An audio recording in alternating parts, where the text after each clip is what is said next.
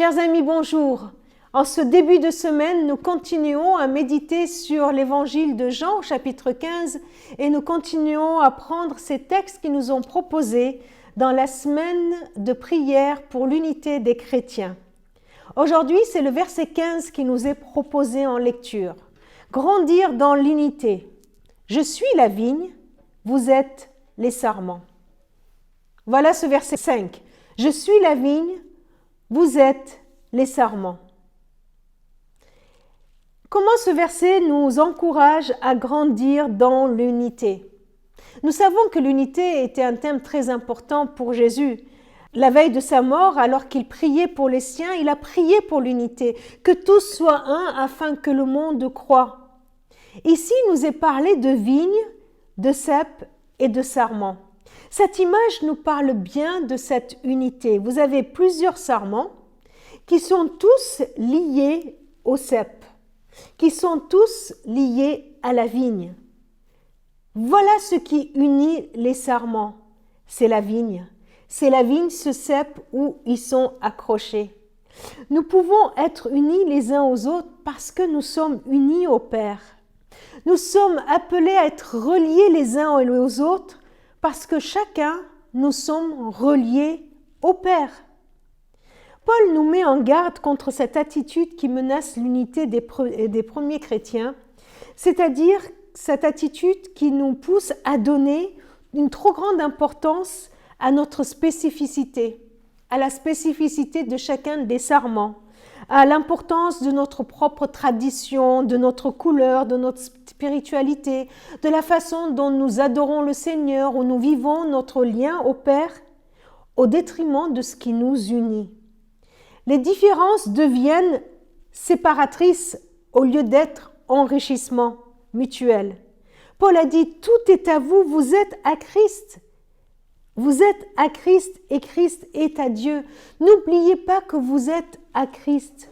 Notre unité avec les autres chrétiens de traditions différentes ne vient pas du fait que nous chantons les mêmes cantiques, ne vient pas du fait que nous vivons notre célébration, notre culte, notre messe, notre prière de la même façon. Elle ne vient pas parce qu'on prie à genoux ou debout en levant les mains ou à voix haute ou dans le silence. Notre unité ne vient pas de cela. Notre unité ne vient pas de notre histoire, de l'histoire de notre Église, de la forme de nos bâtiments, de la forme de notre organisation.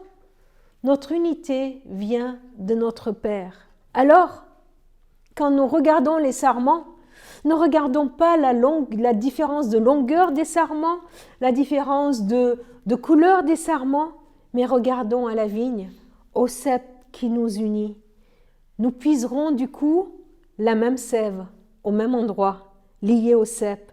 Alors nous pourrons grandir ensemble parce que ce qui nous unit, c'est ce qui nous fait grandir.